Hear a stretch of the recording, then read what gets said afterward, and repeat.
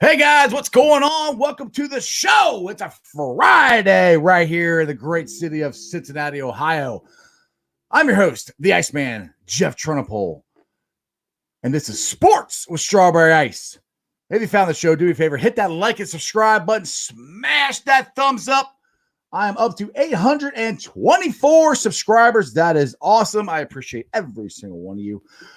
Now, if you found the show, you're new to the show because we are streaming on multiple different Facebook groups. Do me a favor, go to YouTube channel, Sports with Strawberry Ice. Subscribe, make the word change colors, hit the bell for notification. Give me a thumbs up, smash that thumbs up. Give me lots of likes on this show today. And let's try to get that subscription list up to 1,000. That would be wonderful. Now this show and every show is brought to you by T Properties. T Properties, quality housing for quality people. Check out their website at www.tpropertiesllc.com for all your rental property management needs and your rental needs. All right, let's get into some Bengals talk here. Now, we kind of broke this on yesterday's show. Jeremy D found it on Bengals Wire from Pro Football Focus. And I like Pro Football Focus for their ranking of players and stuff like that. But for breaking news and where guys are going, I think they are absolutely terrible. They said, for a fact, that the Bengals will sign Cam Newton as a backup quarterback. The man who threw 4 touchdowns this year as a starting quarterback for the New England Patriots. I do not see that at all. I think we have a better shot of getting Winston or Mariota, or I'd almost take anybody other than Cam Newton at this point in Newton's career because he can't throw the ball. And this offense, we need a passing quarterback, not a running quarterback. Now, Pro Football Focus is also the ones that said Zach Taylor was going to be fired. They were wrong. They also said Joe freaking Burrow in no way was ever going to come to the Cincinnati Bengals. Again, wrong on that. So I don't really think they're right on this one, but we'll find out. Now you see I'm wearing my Blue Jacket stuff today because Patrick Laine has landed in Columbus. And I know not too many people who watch the show here are hockey fans. I'm hoping I get some more on here. Patrick Laine is one of the best goal scorers in the NHL. I don't know when he's going to join the team because I know he's got a quarantine and all that stuff. But this is a great, great move for Jarmo Kekalainen. He's the president and GM of the Blue Jackets. To get a guy like Laine is unbelievable. That is exactly what the Blue Jackets need. They need that guy on the power play. They need him to score. I mean, he can change the whole dynamics of the Blue Jackets. So I'm very excited to watch him play. They're taking on Florida tonight, but I don't think Laine's playing, but that would be great. Now, I also want to give a shout out and a happy birthday to my boy, Lizelle Durden, one of the Bearcat legends. He joined me a month or so ago on the show, and we haven't done this in a while, so I'm going to bring in my boy, Jeremy D. What's up? What is going on, my man? We I'm going to just tease this right now because we keep forgetting about to do this on Friday. It's one of the staples of my show, my videos when I first started doing this was Zeke of the Week. So for all you guys out there who are new to the show and even the veterans, Zeke of the Week is somebody who has ticked you off, done something stupid. You know, you can nominate them for the Zeke of the Week, and me and Jeremy will be giving you our Zeke of the Week later on in the show. But Jeremy, you got some very interesting news about the Bengals and some people they could release to really, really free up some cap space for the Bengals. Some serious cap space. And, going back to the PFF report, of Cam Newton coming here, if they were right about one thing, they should – well, I said that wrong. They should have been right about one thing. What's that? That was firing Zach Taylor. But I just want to get that out of the way. It would have been nice if they were right about that, but they weren't. Exactly. But, okay, so here we are, guys. I don't know what you might think of this, Jeff. I don't know what anybody that's jumped on the show may think of this, but this is where we are at as of now. If the Bengals released Geno Atkins, Bobby Hart, BJ Finney, which we've already talked about these guys being gone, but you've got to add Giovanni Bernard, letting them go, cutting them off of the contract. It leaves the Bengals with $58.3 million in cap space. Do you understand what you can do with $58.3 million in open cap space? That's some serious jack right there. The only one that I would hesitate on releasing is Gio. But then you and me were talking about it on the pre-show fist fight. Gio, you can replace Gio. I think they did with Piron and I forgot the guy's name, the third or fourth string running back. Travion Williams. Travion Williams. And they could pick one up later in rounds. I mean, I love Gio. Don't get me wrong. I love Gio. He's getting older. But to open that money up to sign two, I hope they sign two offensive linemen. And then if you draft another one or you get Jamar Chase or whatever you do in a draft, and then you have money to maybe go out and get some more defensive players, it just that makes a lot of sense to me to do that. The options are endless. I mean, you could literally take care of the offensive line and sign a proven pass rusher. We're talking about $60 million under the cap, guys. There are a lot of teams that are over or have in past years. Mm-hmm. Now there's new rules, but anyway, that have went over their. This is under. We're talking about $60 million to spend on linemen, defensive linemen, offensive linemen, another running back, even maybe another wide receiver out there. Endless options. Yeah. So I'm just throwing it out there. And I think it's to me, that's a no-brainer. I mean, honestly, it's a no-brainer. I mean, I think Geno's already going to be released. Bobby Hart, I haven't heard anything about that, and I haven't heard anything about Gio until this is the first I heard about it today, and I posted it on Bengals Brigade and Who Day Nation too. So we'll get some discussion on those two groups about that. But like I said, I love Gio, but to free up that kind of money is woo. I mean, and that's we'd be able to sign Lawson. We'd be able to sign Willie J3. We'd be able to sign Travion Waynes. Or Mackenzie Alexander. We'd be able to sign all of them. We'd have money left over, Oh, plenty. We could sign those guys, sign two offensive linemen, and like I said, a defensive pass rusher if we don't see anything really. We got the Senior Bowl coming up tomorrow, so maybe we'll see something from somebody. You never know, but we will have the money to take care of problems in Cincinnati if we do it the right way. If we decided to part ways with Giovanni, that's where a lot of that extra money is going to come from. I'm cracking up in the chat right now. We got my brother-in-law and sister-in-law Keith all going at it about the Buccaneers and Winston and all that stuff. So they're having their own little conversation. Okay. Well, Winston, I was playing around. I put something on, I think the Ice Bar, or it might have been Bengals Brigade, maybe both, about Cam Newton. That's where they get. And I don't want Cam Newton. It's nothing to do with. It has nothing to do with Cam Newton himself. It has to do with Cam Newton, the football player. He can't play. He can't throw it anymore. Well, and with Zach Taylor's offense, you throw the ball, and he's threw 4 touchdowns. I mean, like I said, I'd take Mariota as. We're talking about backup, and I really, honestly think, God's honest truth, I would be fine with Brandon Allen right now as because I think Joe freaking Burrow is going to be back game 1. And I don't think if they fix the offensive line, Joe's not going to get hurt. So I don't think we have to worry about that. Now, Bengals report says cutting those players is a good move so we can pay for some of the best free agents for the offensive line. Exactly. Exactly. We can get Tooney. Hell, we can get Trent. What? Trent Williams? Yeah, we can get him. I mean, dude, you get Tooney and you get Trent Williams. You can draft Jamar Chase then. You don't have to get the Sewell or Slater. Yeah. And I mean, Joe Burrow has come out multiple times that he would love to get Jamar Chase on his team because he said they still talk to this day. There's, like almost every day they talk. Right. Good. No, go ahead. What was you saying? No, I'll just say it's a good thing. Hang on. They want to know where the StreamYard link is. Is it up? No, I can't get it. What?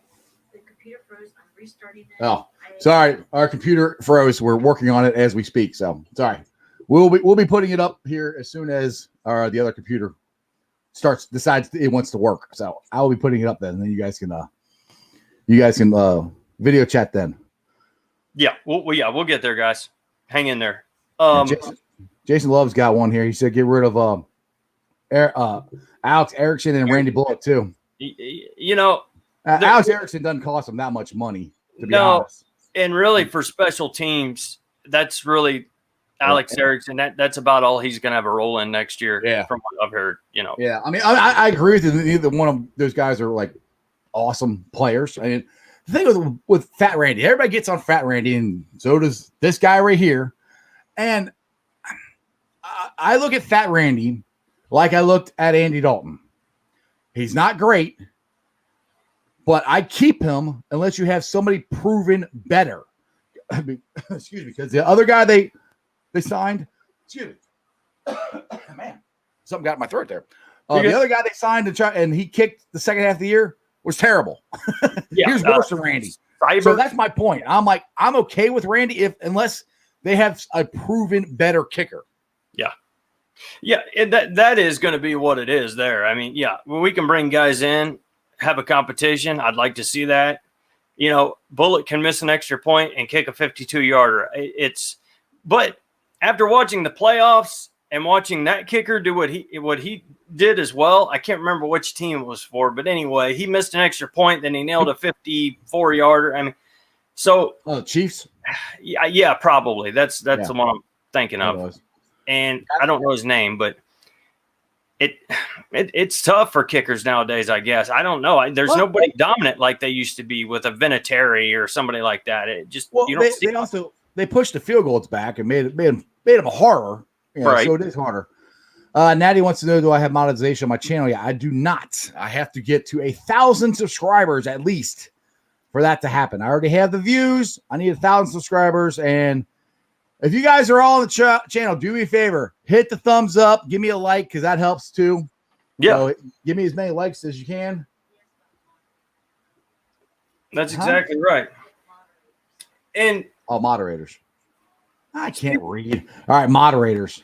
No, I don't do any moderators. I think he meant. I was thinking he meant the same thing as you too. Because moderators on Facebook, YouTube channel doesn't have moderators. Yeah, I was thinking he meant monetized. Yeah. Anyway. Yeah, but and I know you're the optimistic guy completely, and that's why I love you. Exactly. But I'm kind of Somebody's more grounded. Gotta be. I'm down to earth. I don't. You're just a grumpy old man. Don't lie. You're just a grumpy old man. I'm getting there. Trust me. I will be that. I will be that old man out on the porch with my dip and my shotgun. Get out here, boy. Get off my lawn, boy. When I read what Taylor had to say, it kind of makes me think in the realm, and we're talking about Cam Newton. We're talking about all these backups, maybe the Bengals. There's rumors everywhere. PFF's got Cam Newton coming to Cincinnati no matter what. I would love to see a solid backup quarterback come to Cincinnati. And that is because I am not convinced, even though Burrow says he's going to, or he's going to try, or he's going to do his best. At the end of the day, when the football season starts, it starts. Your injury doesn't get any better or any worse the day of or the day after. I mean, it's a process. So Zach Taylor came out. I'm sure you guys know. They asked him about Burrow. He said he's been around the facility quite a bit. He does everything he can possibly do right now, which a lot of things are limited with COVID and all this other crap. He's been adamant about that, though, trying to get in as much as he can, of course. The last I saw him was probably 2 weeks ago. And everything was positive. He's obviously very positive about it. Everything seems to be on pace, but I'm very careful to make predictions about an injury. Then he goes on to say, but as again, everything has been positive so far. That tells me we better make sure, I don't care who it is, we can't do, Ryan Finding Nemo Finley. No. We can't go through that again. I don't think we can go through Brandon Allen either. I think we must upgrade the backup quarterback spot, because if Burrow's not ready, we're going to be in trouble. I'm not upgrading with Cam Newton. What's up, Keith? What's up, Keithy? Hey, guys. I like that. Finding Nemo Finley. I like that. Yeah, you're right. Turn him into a running back or wide out. Exactly. But what was I going to say? Oh, everybody gave me crap about my KC hat, so I got something. I like that hat better. That's a much better looking hat. Good looking, man. But I just want to see if there's anybody out there that can tell me what throwback this is. And don't tell me Spirits of St. Louis. That's printed on it. What you mean? What team? Yep. Oh, that's the ABA team for St. Louis. Yep. See, I know lots of sports knowledge that makes me no money at all, but I know that. You're like me. You're a fountain of useless, trivial information. There you go. Exactly. Yes. Well, Keith, man, while we got you on here, we'll go ahead with your point. And now I got a question to ask you, going back to what we talked about a little earlier in the show. Go ahead, man. Okay. I was just going to make a quick. You know the best question that you can. Speaking of useless, trivial information, I got the best sports question you can win money at a bar with. What's that? Other than being Hall of Fame baseball players and outfielders, what do Henry Aaron, Willie Mays, and Babe Ruth have in common? Other than being baseball players? It pertains to being baseball players, but that's not what they have in common. Other than being baseball players, Hall of Famers, and outfielders, what do they have in common? They hit a lot of home runs? For 20 years. It's not baseball, though. No, it has to do with baseball. Oh. It has to do with their careers. They all hit around 300? They all started and finished their careers in the same city with different teams. Aaron, Milwaukee Braves, Milwaukee Brewers, Mays, New York Giants, New York Mets. Yep. Ruth, Boston Red Sox, Boston Braves. Yeah. Very well. Very well. The one that would have got me on would have been Ruth. I forgot about the Boston Braves. I forgot about that one. I knew about Aaron and I knew about Mays. I forgot about Ruth. But go ahead with your question, Jeremy. Oh, I'm just going to ask you, man, about we opened up with talking about getting rid of Adkins, Finney, and Gio. Mm-hmm. And there was another guy there too. And Finley, not Finney. Finley. Finley, my bad. Yeah. Finney's that center we got from Seattle. But yeah, my bad. Yeah, Finley, Gio, Randy. Well, he wasn't on the list. If he is on the list, then that's a little bit more money, not a lot. But do you take that $58.3 million, almost $60 million, and run to free agency, or do you keep Gio and bring that number back down to the 40s, let's say?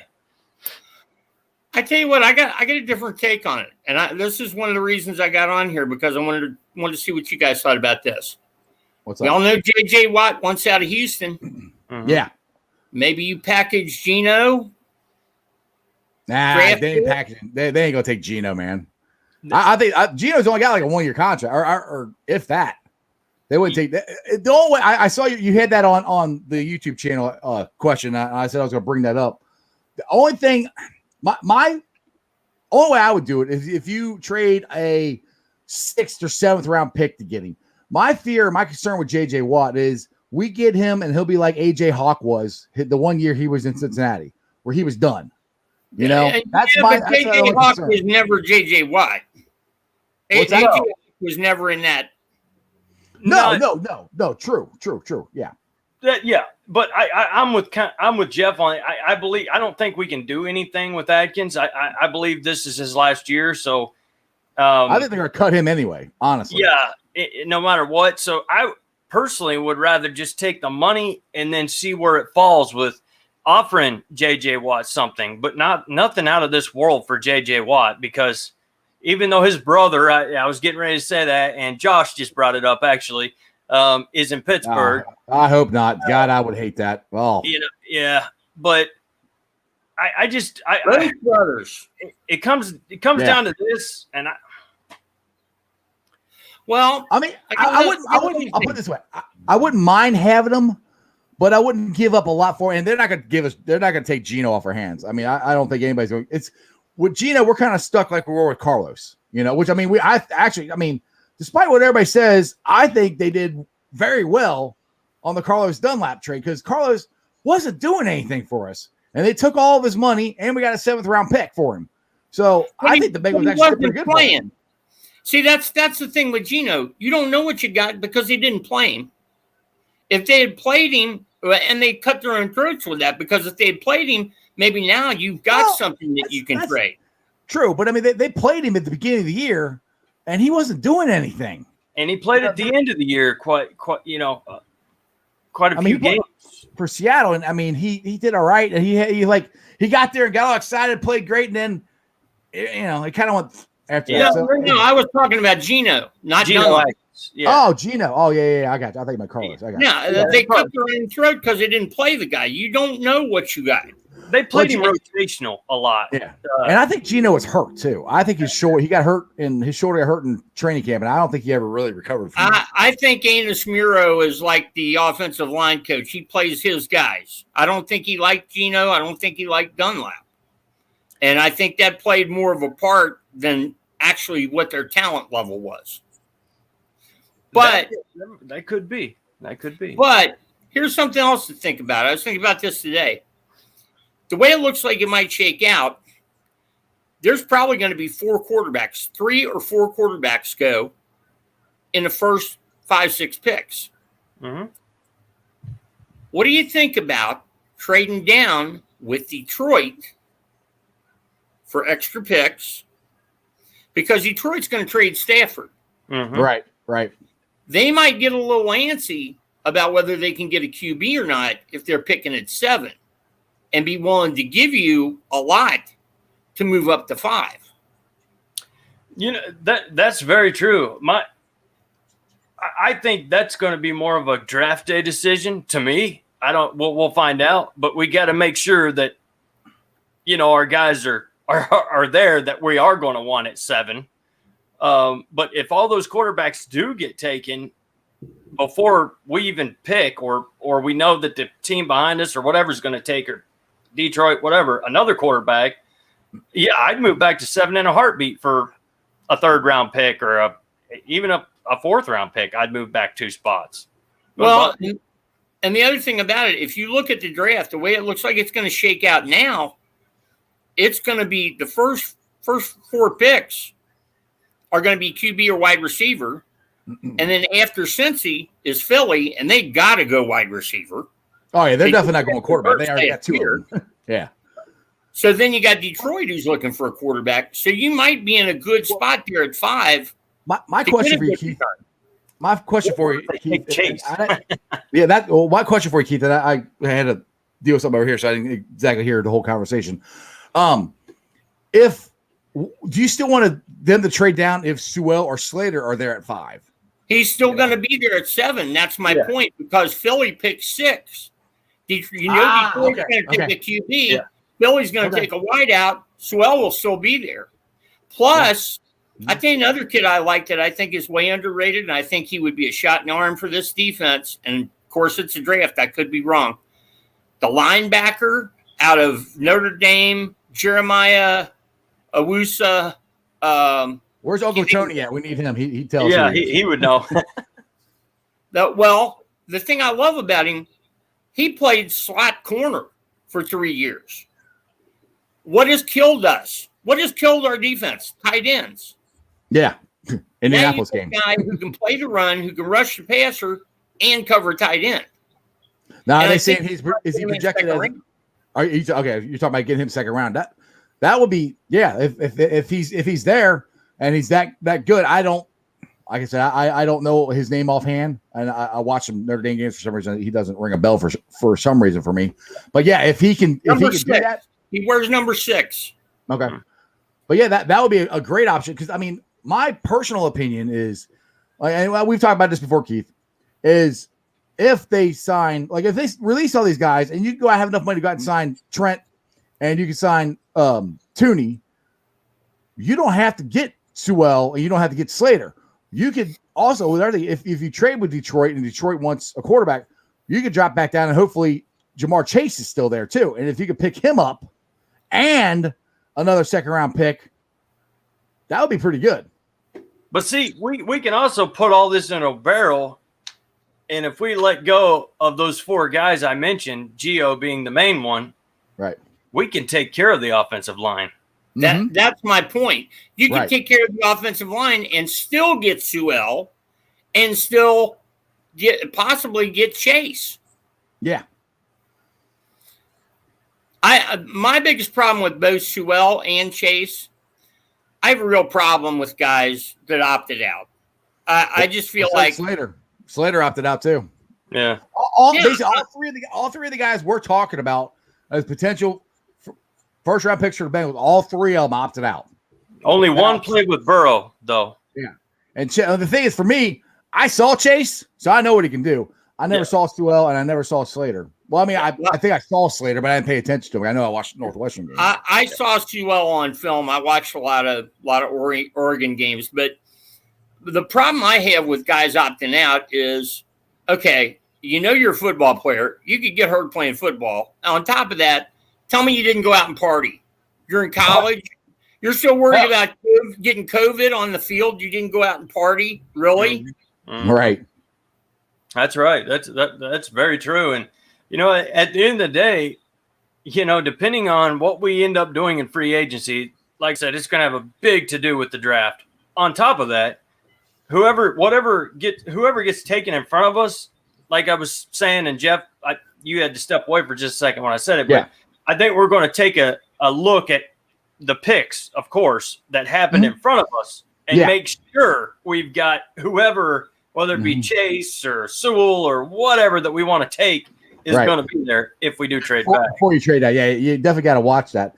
And this one thing where Crown, this I get tired. I love you, Crown, but I get tired of this. Bengals won't spend that much money.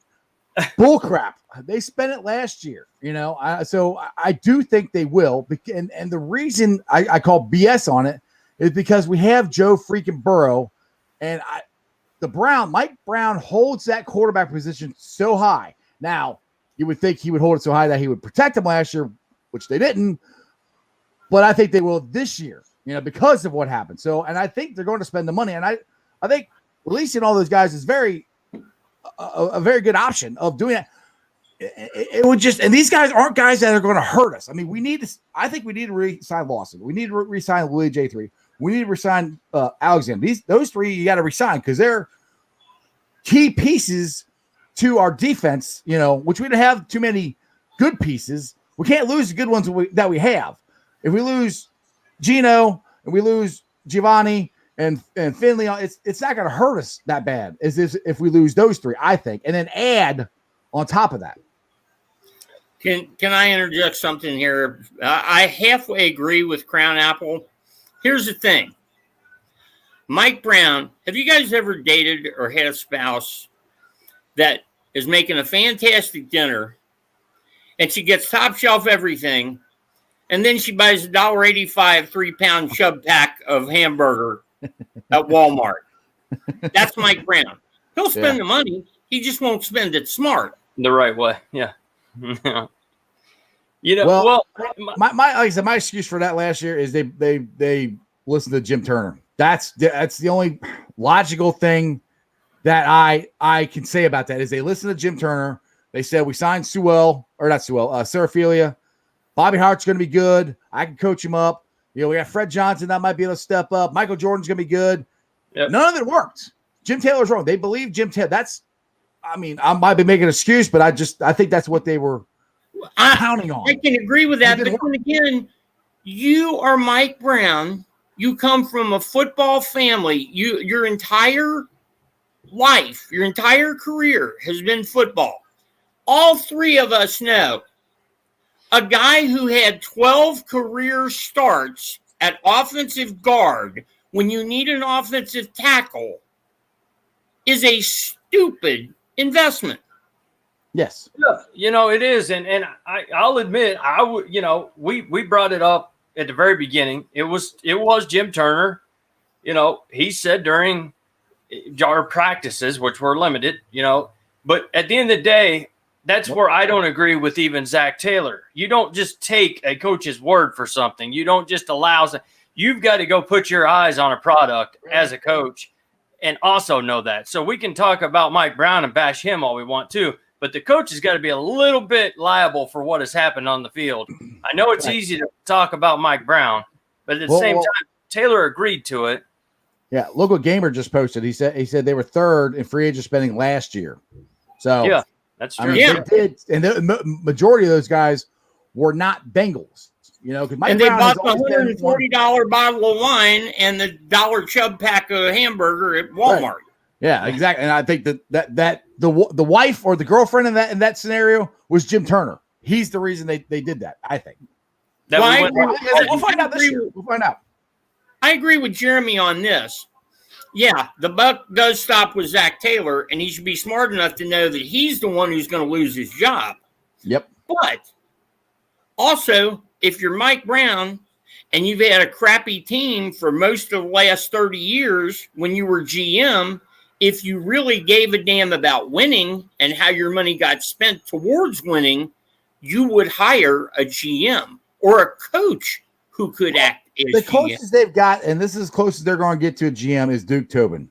I mean, he's as close as they're going to get to a GM. Mike Brown, because of what happened to Paul Brown with the Browns, Mike Brown will not give control. They won't do it because they're too scared they're going to lose their team or something like that again. So that's not going to happen. And I agree with what you're saying, Keith. A lot of stuff you're saying is what they did back in the 90s. I mean, when Marvin Lewis got here, a lot of stuff changed. They drafted better. They got more scouts, still not as many as they needed, but they got more scouts. Duke Tobin came in. They did start spending money. I mean, yeah, they spent money on non-character guys, which wasn't good. But that changed once they got rid of Carson and Chad and the guys with Andy Dalton and AJ Green. They got more high-character guys and with the 5 straight playoffs. So it has changed, and that's the thing is everybody keeps loving. Everybody remembers what happens in the 90s, and the 90s were terrible. Mike Brown had no clue what he was doing. But the last since 2003, it's been better. It hasn't been like that. I agree with you on that, but I'm going to tell you my theory on why that changed, and it's not Mike Brown. It's not that Mike Brown changed. Everyone forgets this. Marvin Lewis was the hottest commodity in the NFL. He had been the defensive coordinator of that great Ravens defense that won a Super Bowl. The next year, he took the Washington defense from worst to first. Everybody wanted him. Here's the part people forget. He had 2 years in between there. He had 2 years. He was 2 years. He won the Super Bowl in 2000, and then he still stayed at Baltimore, and then he went to Washington, and then he became the Bengals. But anyway, sorry, go ahead. You're right. But what people forget about that, the Bengals had just been fined for violating the Rooney Rule, not interviewing black head coaches, candidates. Right. Marvin had leverage, and I think this is why the draft changed. I think Marvin walked into his office and said, Mike, you need me a lot more than I need you. Here's the deal. You can keep your little phony GM title. I don't care about that, but I'm making the picks. And you're going to hire a scout. I think that's what happened.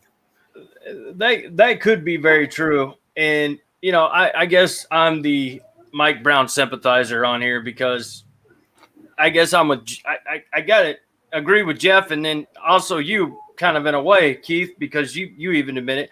After 2003, the team did change. We did make, I guess you could say, productive changes to the Cincinnati Bengals, and Mike Brown had a lot to do with that. Now, Marvin Lewis was also a very good coach for a while. Did we hold on to that guy way too long? Yes. Am I worried we're going to do that with Zach Taylor?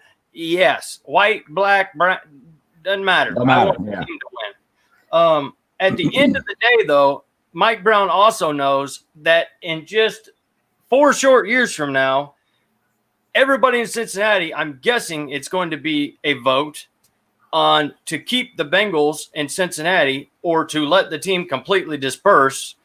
And I believe Mike Brown is going to put every dime and every dollar he has into winning this year, next year, all the way to 2025, because if the fans aren't happy, they're going to vote no, and then we're never going to have a football team again. I know I've said that in the past, but it's got to be on his mind. I hope you're right, but here's my biggest qualm with Mike Brown. We've all heard the old saying, the definition of insanity is doing the same thing repeatedly and expecting a different result. If you want to win, prove to me you want to win by hiring a GM.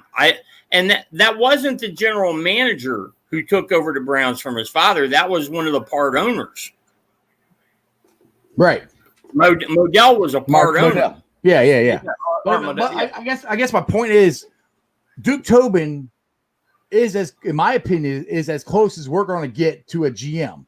he really is. I mean, he's basically. I don't know this for a fact, but last year in the draft, you didn't see Mike Brown.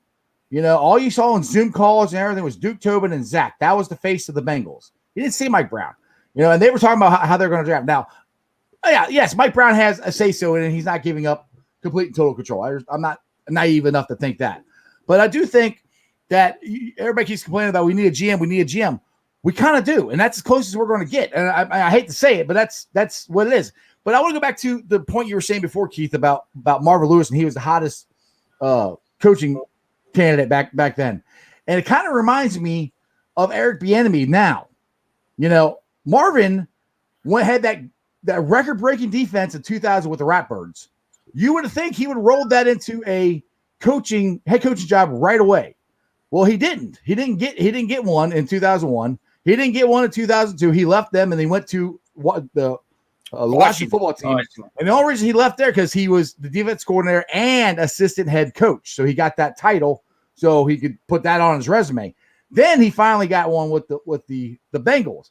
And for some reason, it's happening the same thing to Eric Bieniemy. So to me, it's kind of like I don't know, and I'm not saying it's black, white. I'm not saying anything has to do with any of that stuff. I mean, there's something there. And the guys that were candidates that the Bengals brought in, there's 3 of them outside. It was Mike Munchak, I think, not Munchak. He became the Pittsburgh McCarthy. No, I can't remember. No. Anyway, and the other one was the Giants head coach who went on to win 2 Super Bowls. God, not Dom Capers. Nope. Tom Coughlin. Yes, Tom Coughlin. So there you go. My point is, for some reason, it took Marvin Lewis a while to actually get a head coaching job, and to me, it might have been there might have been a reason to that. Maybe they saw something in Marvin that he couldn't get over the top. I mean, I don't know, because you went on multiple interviews before that happened. So that might be happening to the same thing with Bieniemy. So I don't know. That's just something I've been kind of comparing the two to watching the same thing happen to Eric that happened to Marvin. Yeah, my thing with Bieniemy, he's kind of the opposite of Marvin, but they're kind of the same. I can see where you're going there. He's an offensive guy. Some of the offensive plays they come up with, whether it's Reed and him together, whether it's just Bieniemy, it's unbelievable. The offense that they put on the field the last 2-3 years is just out of this world. Oh, yeah. But I've also heard a lot of stuff from inside the Chiefs organization. Now, this is just reports and watching shows on ESPN like anybody else, so I'm not breaking anything here. But he is the CIW, he is the coach in waiting as of right now for the Kansas City Chiefs. That's the last thing I heard, which means once Reed retires, he'll take over. I don't see Bieniemy waiting that long because I think Reed ain't retired anytime soon. Yeah, I think that's what when I heard it, I said, man, he's got probably 10 years left. Bieniemy ain't going to sit around for 10 years. But I do think that he deserves a shot at being a coach somewhere with his offensive expertise. You get a good defensive coordinator behind this dude, and watch out. I mean, we all saw how he played the game. He coaches that same way. He's not afraid. I mean, my gosh, he's throwing little quick slants on 4th and 1, with a backup quarterback to beat the Browns. I mean, it's unbelievable. He has the guts, and I respect him for it. I'll go back to the comment. I thought we should have hired him here. Yeah, I agree with that. I think they should. But I want to go back to a comment here that Gamer put out. He said the Athletic reporter Paul Daniel Jr. says 80% chance they are signing 2 starting offensive linemen. I believe. I don't know what he's basing that on, but I hope he's right. Yeah. Oh, I've thought that all along. We've got to with the money, even with say we keep Gio, even with 31.2 million. What have we got right now? That's plenty of money to fix the offensive line, and that's plenty of money to sign Willie J and Carl Lawson, if you ask me. Unless some other team offers them more money, I just don't see it happening. I don't see Carl Lawson getting $100 million. I just don't. I'm sorry. I don't see him getting $90 million. No. All right, Keith. Anything else, brother? I'm gonna try to let you go, so hopefully somebody else can jump on the video.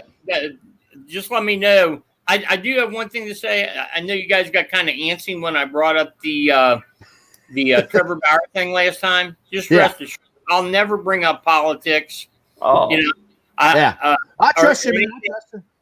One way or the other, because Michael Jordan had the best saying ever. He was asked once why he didn't get more involved in, Black matters and politics and things like that. And he said, you know what? Democrats and Black people aren't the only ones that buy gym shoes. Exactly. That's right. Hogan gets my shoes too. So I like I said, we just try to have a fun sports show. There's so much other crap going on in the world. Just come here, have fun, hang out, and talk sports. That's all I want. All right, guys, be good. You're good, brother. Take care. Thanks, Steve. Take it easy, man. Bye. All right, let's Always good. Always good to have Keith aboard. Oh yeah, I like Keith. I like Keith a lot. He brings a lot of good. I one of these days I want to get Keith and I want to get Ken. The guy from South Carolina. I would love to get those two on the show at the same time. That would be great. Get them rapping. Exactly. But I want to get to the Zeke of the week here. Since we said we'd do that, but I don't want to do it at the end of the show. I kind of want to throw it out there now. Yeah, might as well. Yeah. My Zeke of the week. Now I'm always banging on Cowhead. Now Cowhead wasn't there today.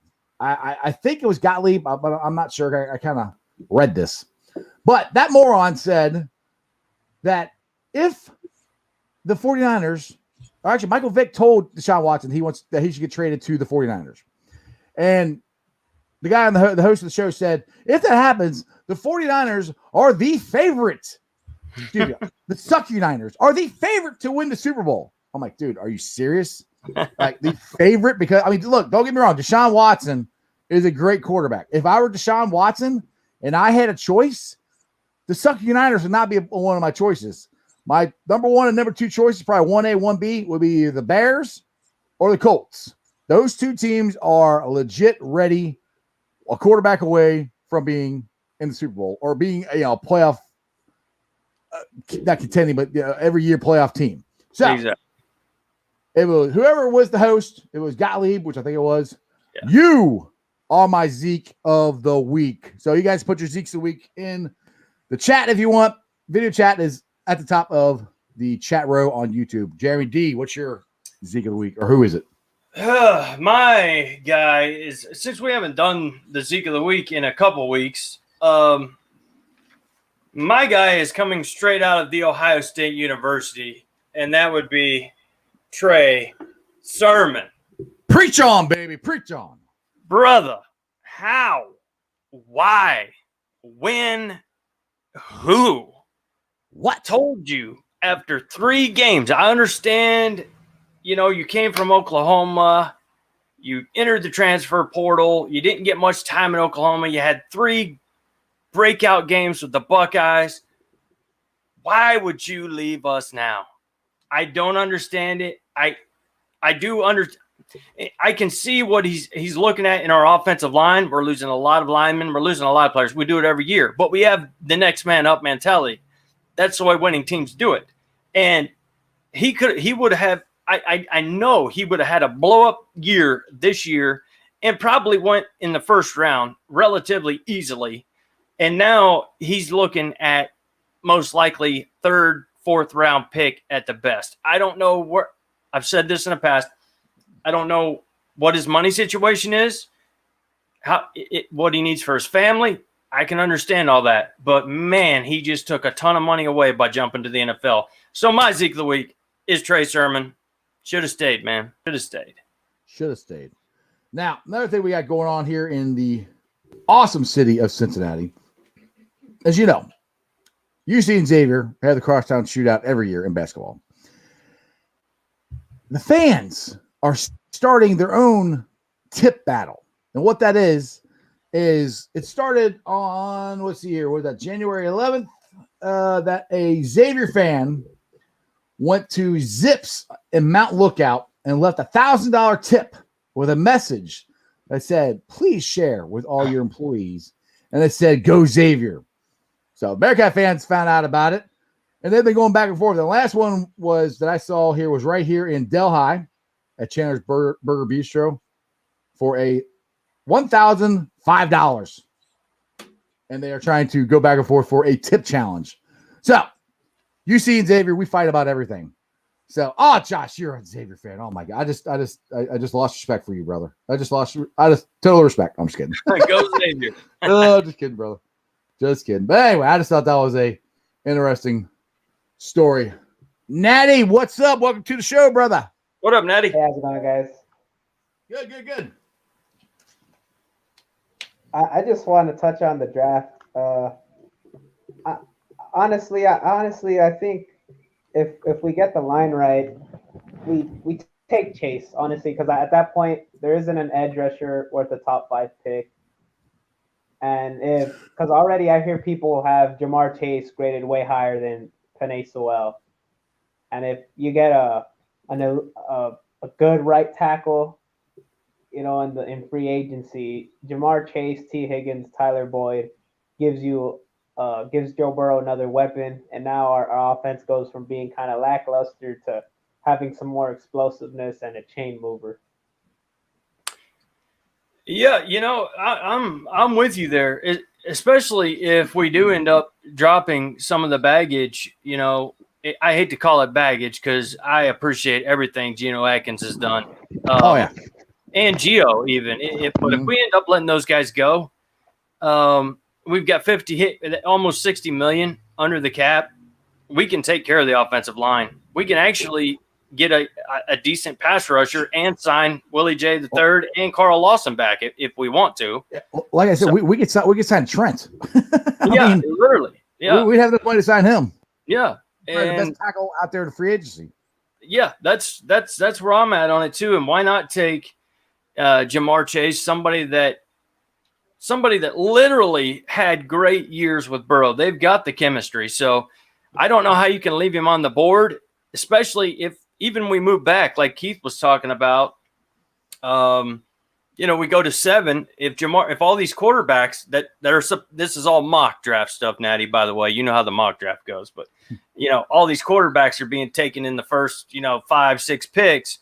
If we can move back to 7 and still get Chase, shoot. I mean, I'd be down for it. If we need to stay where we're at to take him, that's okay too. If we take care of business in free agency. Now, Carl says take Smith from Bama. The only reason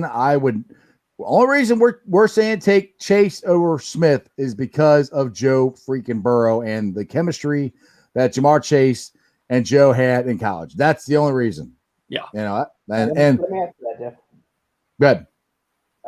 Jamar Chase has probably a higher ceiling than Smith. Smith is 23 coaching, 190, 175. He's kind of light for a receiver.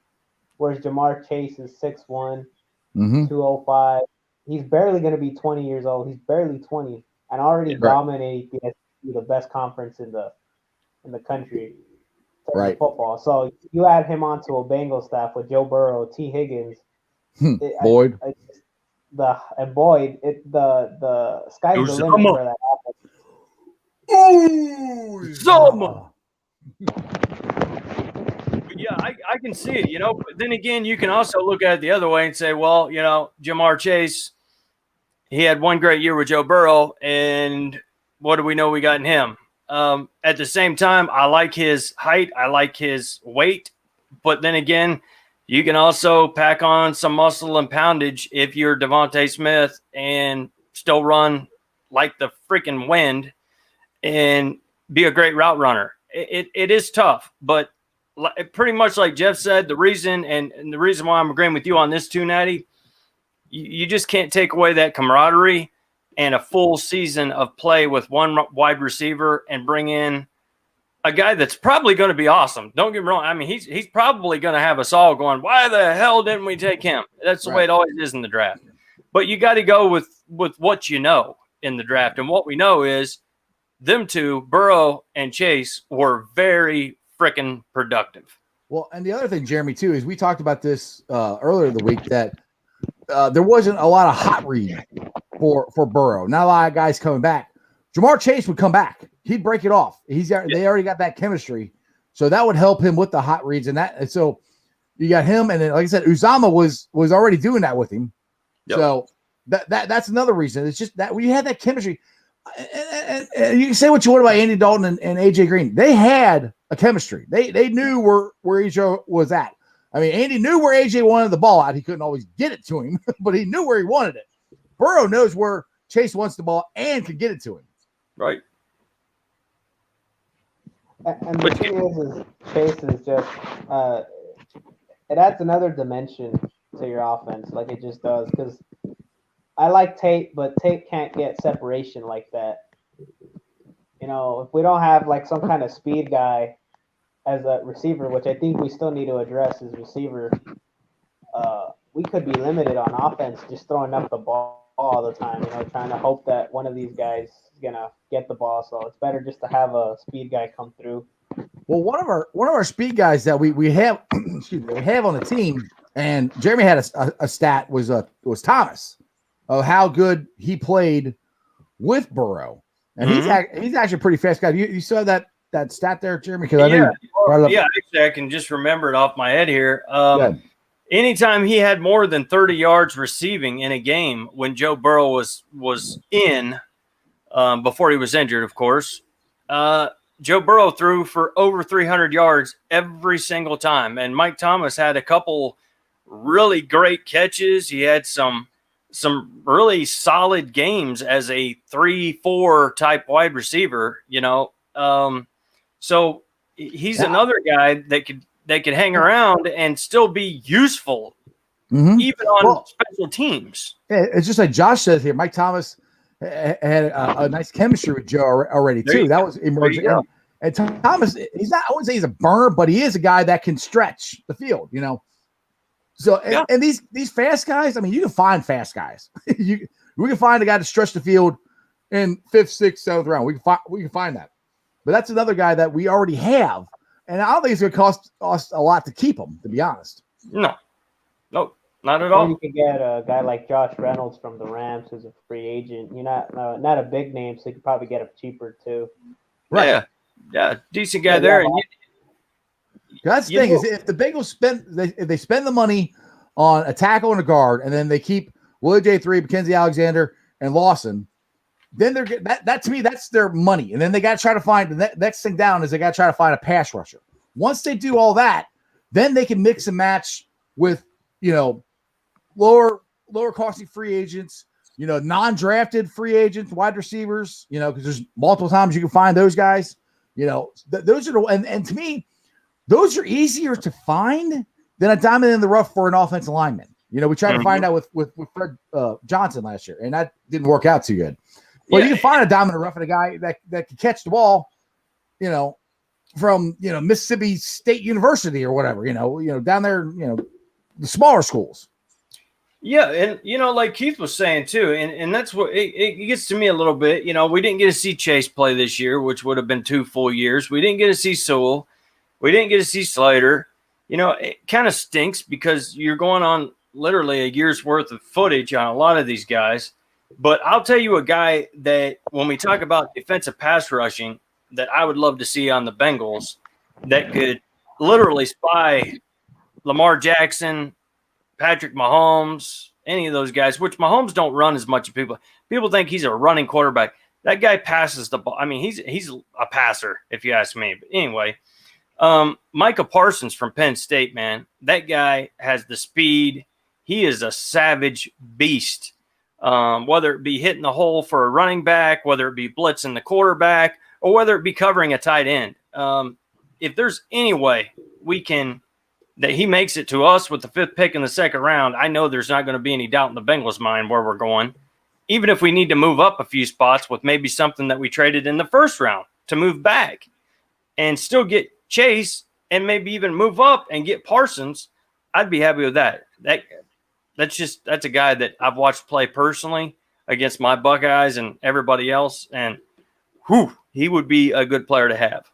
Now, Crip has a Zeke of the week. He's in the Pro Football Hall of Fame for being so biased against the Cincinnati Bengals. I couldn't agree with you more. And it is absolutely, I said this earlier in the week, it is absolutely ridiculous that Ken Riley, the Rattler, is not in the Hall of Fame.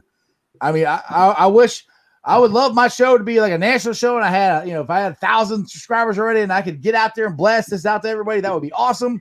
But I will, when that happens, I will bang that drum. Ken Riley should be in the Hall of Fame. Ken Anderson should be in the Hall of Fame. No questions about it. Willie Anderson should be in the Hall of Fame. It's completely ridiculous that they're not letting them in. Sorry. Go ahead, Danny. I mean, I got nothing to say. I agree with you on that. I mean, these guys, Hall of Fame players, and putting in Edgerrin James, Peyton Manning's running back. Come on, man. He's a good player, but is he better than any of those guys? I don't think so. Yeah, and Keith just made a comment here that goes right along with it. He was answering back to Crypt Keeper here. He goes, yeah, talking about Dan Fouts and Kenny Anderson have pretty much identical stats, and Kenny won a AFC championship game. Fouts never did, but Fouts is in the Hall of Fame. Right. Doesn't make sense. I call BS. Big time. BS. Big time. Ridiculous. I wanted to add one last thing about the enemy real quick before I hop off. From what I've heard is they said at the beginning of the coaching searches that the enemy was more than likely not going to be employed as a head coach. But I've also heard stuff that they don't know what he does on that Kansas City staff because Andy Reid's the one play calling, and apparently the passing game coordinator is the guy that might be getting all the looks from the teams up and coming next year. So I've been hearing that. Don't know if it has anything to do with the fact that I've also heard he's not interviewing well with teams, but I think it's more probably because he's been a player and he's been a player and he's been a coach now, so he probably doesn't come off the best to some teams. But I think he'd be a perfect fit for Cincinnati. Well, I wonder if a lot of it has to do with Nagy, who was the offensive coordinator for Kansas City, and now he's with the Bears, and the shine off of Nagy is kind of dimmed a little bit. He's not as highly thought of as he has been. So I wonder if that, and he did the same role that Bieniemy's doing. So I wonder if that's kind of hurting Bieniemy too. Could be. I've heard about one interview. I haven't heard about multiple. But I've heard about one interview, but the fact of the matter is like you said, Natty, he's a player's coach. That's the way he's going to coach. If a team isn't looking for that, then they're looking down the wrong barrel. If they're trying to find, some strict head coach to come in and take over things, he's not that type of guy. He's got innovative offense out that's unbelievable. I love his guts that he has, and you put a good defensive coordinator with him, I can see him really succeeding with a team. I just don't think we're going to have the chance to get him. I really think that he's going to I believe he's going to be hired somewhere this year. That's my opinion anyway, but we'll see. Well, I mean, next year we'll be lucky because if Taylor doesn't work out, you're going to have Joe Brady, you're going to have the offensive coordinator from the Bills and Bieniemy available as coaches, so Because my opinion is, I don't think in this new era you go with defensive coach because No, it's hard. it's an offensive guy already has his own offensive system. He's more than likely calling his own plays. And then with the defensive coach, he has a defensive system, so you don't worry about the defensive coordinator, but you're gonna keep swapping in and out offensive coordinators because they're gonna get picked up quick, especially if they're competent. Yeah, my only thing is if you go with a defense coordinator and you want like a disciplinarian, that guy has got to have a high level offense coordinator coming with him. I think to work hand in hand with them. I think that's the only way that would work in today's NFL. Because I mean, look at oh man, why can't I never think of people's names? But the Denver Broncos head coach, Fangio. Yeah, Fangio. He was great defense coordinator with the Broncos with the Bears, and it hasn't worked out so well the first 2 years with the Broncos. So we'll see. I think the issue is more Drew Lock than anything in Denver. Yeah, very well could be, but it kind of goes hand in hand with if you bring in Bieniemy, you're going to need a good defensive coordinator. If you bring in a good defensive guy, you're going to have, because at the end of the day, today's NFL, with the way the rules are and how everything's changed, defense doesn't win championships anymore. I hate to say that. My God, that's been something I've heard for my whole life. But I can pretty much say now, and I don't know if you guys agree with me, but I don't believe that's the saying anymore, because you look at the Chiefs and what they're doing. Their defense is solid, but it's not great. Steel curtain defense. That's where I'll kind of roll that into the Bengals. I've kind of said that is that's why I want them to spend a lot of money on the offense. And I mean, they need to spend money on defense, but you can win with a great offense and an okay defense. And with Armadillo as our defense coordinator, I'm not so sold on him. I am more sold on Zach Taylor and how he wants to run offense. I am more sold on him as an offensive coach than I am Armadillo as a defense coach. I think you both will agree with me on that. Yeah, Will you agree on that? Definitely. Yeah. So that's where I need really pass rushers. But we need a pass rusher, yes, but we don't need a great defense. I mean, it'd be awesome to get one. I would love us to get a great offense, and I think we are very close to getting that if you get the offensive line fixed, sign Jamar or draft Jamar Chase, and who knows? It could be straight to the Super Bowl. I mean, I'm not even kidding. It could. Yeah, it's the truth, because if you fix that offensive line, you get Burrow back completely healthy. The only thing that worries me, and I'll just be honest with you guys, anybody that's watching, that's going to watch, I'll be straight up. I am worried about Burrow not making it back game one. If he doesn't make it back game one, I'm not. I know you're not, but this is what I'm worried about. If a player doesn't make it back game one, then they normally say, well, his timeline, it could be he's week to week. And next thing you know, you could be 4 or 5 weeks into the season before Burrow starts his first game. So that's the only thing that kind of worries me, because I want him back at 100% Burrow with a great line, a defense that's got some pass rushers finally helping out our cornerbacks, Trey Waynes, who will be back, WJ3, who will hopefully be signed, Bell, Jesse Bates, Logan Wilson completely healthy, Akeem Gaither Davis completely, with an extra year, all healthy again. Dude, I think our linebackers. Sorry, I didn't mean to interrupt you, but Logan and Davis Gaither, I think they are going to have breakout years next year. I really do. Yes, yeah, 100%. And that's the deal. It really comes down to Burrow and what we do in free agency and with the draft. We can make this a Super Bowl, at least a run at the Super Bowl, AFC champions or championship game, something like that. At least a win in the playoffs, guaranteed. If we can't make that this year, dude, we win a game of playoffs. We win a game of playoffs. You're going streaking in Alabama. I'll guarantee you that. I'll be rolling down the mountain. I won't be streaking.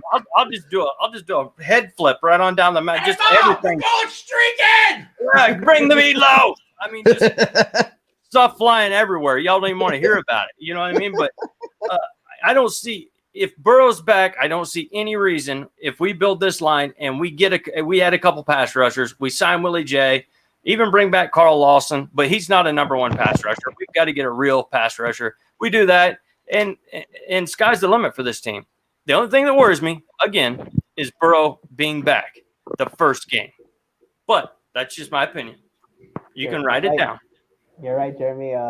If you looked at the other three teams in the championship games this last Sunday, Buccaneers, Kansas City, and Buffalo, what did they all have in common? They had weapons on top of weapons. Mhm. Yes, look at Tampa Bay. You have Mike Evans, Chris Godwin, and Antonio Brown. That's insane.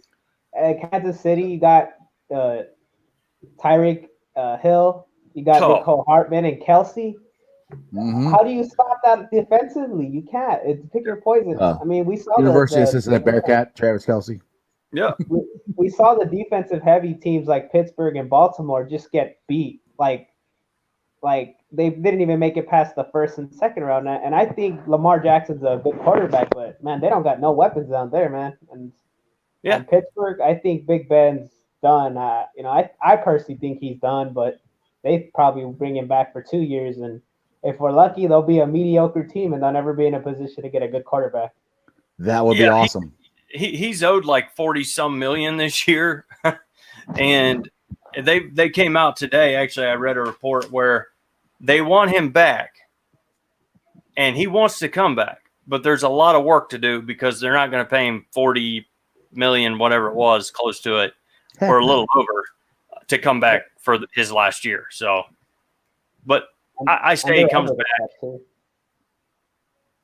What was that? I can see him coming back. Go ahead. They're 100 million over the cap, I think, Pittsburgh.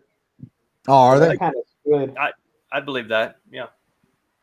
So, I mean, they might lose some pieces. I mean, they're probably going to try to sign Watt, but they're going to lose some pieces on defense. And who knows if they'll be the same team in a year or two. They'll probably be a lesser team than they were this year. I mean, this year they benefited from playing a nobody team, and they got exposed. Yeah, that was obvious once they started playing people. Yeah, I'm not worried about Pittsburgh, with or without Worthlessberger. I'm sorry. Worthlessberger. Exactly. That's right. Right. Yeah. Mm-hmm. But, all right, Natty, anything else, brother? No, all right, brother. Thanks, man. Thanks for having me on. Thank you, Natty. Take care, bro.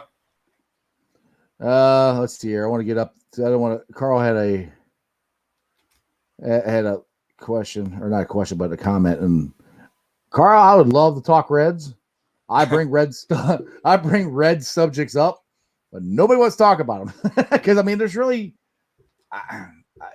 unless they get a shortstop and they do something. I mean, pitchers and catchers are reporting soon. There's not a whole lot of Reds conversation to have. So, I mean, I'd like to I'd love to get some hockey talk on, talk about the Blue Jackets. You know, Patrick Laine is going to be on there, but this guy has no idea who that is, and he's from Columbus. I know all about the Blue Jackets, but no, Patrick. We were talking about last night. You're like, Patrick who? Like, Patrick Laine. I don't know. I know the Blue Jackets, but that's all. Deadliest snipers in the NHL. He's gonna be in the Blue Jackets, baby. Love it. Oh my gosh, my blood pressure's already rising. It should be.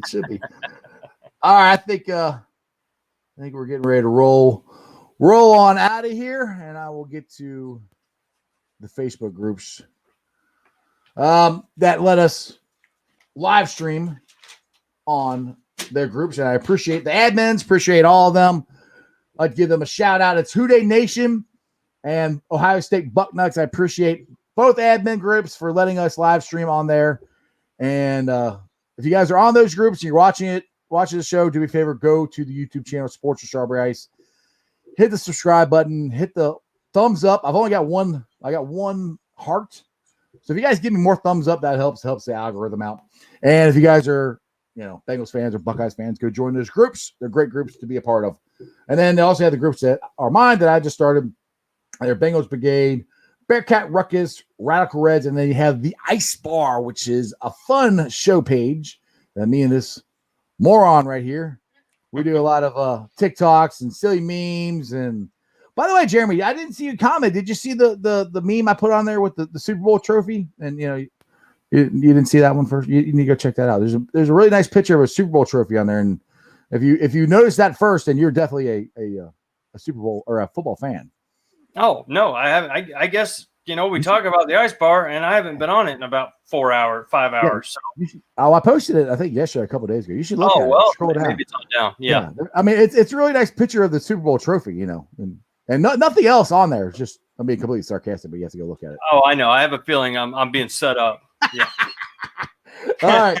And then follow me on all my social media platforms, all under Sports with Strawberry Ice. I'm on Facebook, Twitter, Instagram, and TikTok. Me and, like I said, this guy right here. We do lots of silly TikToks and stuff like that. You can follow us both, Jeremy D84, and I'm Jeff trying to pull something, but just look up hashtag Sports with Strawberry Ice, and you can find us. I will be putting this show up on the podcast later on tonight. Like, rate, review, give me a 5-star review. I'm on BeanPod, iTunes, Apple Podcast, pretty much wherever you get your podcast. And YouTubers, we're up to 824. We're so close. Let's try to get to 1,000. Let's go. Let's go. Tell your friends, tell your neighbors. Get to 1,000, baby. Gotta get Strawberry Ice going. What wide? And other than that, that's this little Step Brothers tribute there. Other than that, Jeremy D, will you help us roll on out of here? I sure will, man. I think you about said it all, man. You done brought up the TikToks, the ice bar, all the groups. Y'all jump over there and hey, tell your like you were saying, tell your friends, family, all that stuff about the Reds group, thumbs up. Radical Reds, Bengals Brigade, and hit thumbs up. Every show, hit thumbs up. It may not seem like much. You may just want to breeze past it. I watch videos all the time. I don't do it. I'll be honest. I don't do it. I don't give a like when I watch something.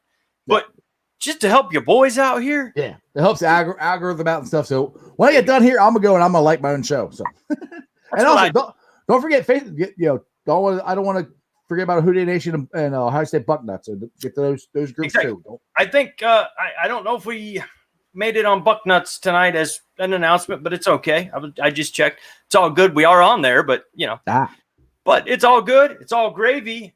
And all good in the hood. Until Monday, as always, remember one thing and one thing only, and that is you don't live in Cleveland. You live in Cincinnati, so act like it. Like the show. Send your friends and family. Houday, go Ohio Sports. Houday. Have a great weekend. We'll see you guys Monday, and that's just sports, baby. See ya!